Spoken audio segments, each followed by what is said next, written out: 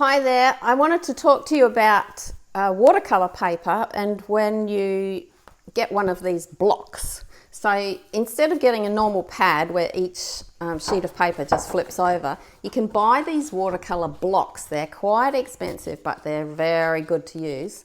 And they have glue all around, the way around all four sides. So they call them a watercolor block rather than a watercolor pad. So a watercolor pad's just glued on the one side. But each of these different types of watercolor block, I've got a new one here, have a way to get into the glue. Once you finish your painting, get into past the glue and into the place where you can start to separate the sheets.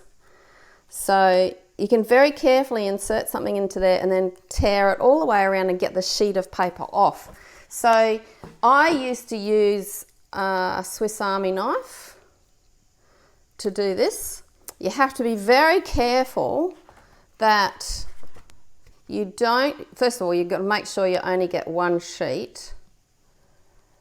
Insert the knife in, but as you're moving the knife around, this is a very sharp blade, and if you dig the knife down into the next sheet of paper, you'll create a carving mark in the paper which will show up really strongly in the next painting that you create.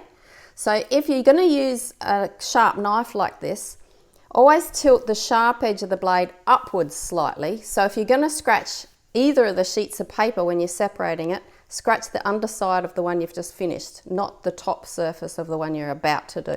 So tilt the blade up a little bit as you go around, and then there won't be any damage on the new sheet of paper. But when I bought this new one, I've got a new block here, and I might just standardize on these in our dojo. This has got white glue all around the edges, and the most amazing thing came in the parcel with it. I actually was given this beautiful tool to use for separating the sheets. So in here I can just find the slot where there's no glue. I can feel that there's, not sure if you can see that, there's this slot here where there's no glue. And make sure, this is the two paintings that I did. I've done my camel and I did some watercolor roses at the kitchen table last night. So there's two paintings in one. I need to lift this sheet off and then cut it in half to get the two separate paintings.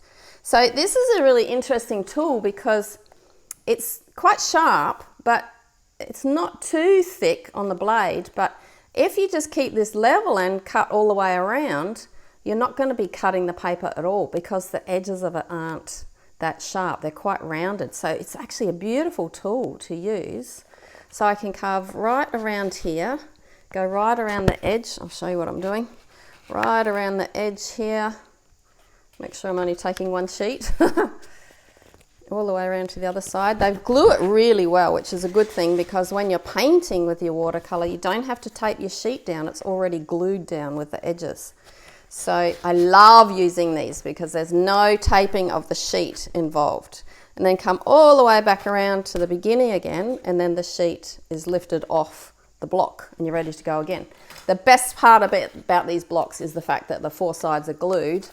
And that means that as the paper, this is cotton rag, lovely cotton rag paper, as the paper expands, it puffs up, it's still anchored around the edges, and as you dry it with a hairdryer or let it dry naturally, it shrinks back down nice and flat again with no buckling.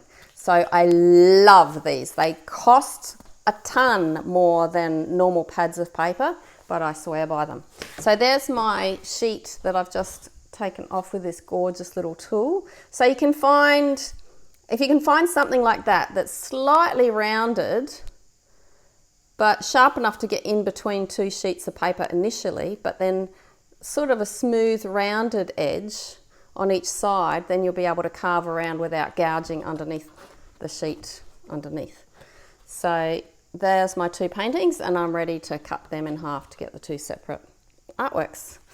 So if you would like to get any more information or join up with our online classes, come and visit zenartart.com and I'll see you there. Thanks for watching.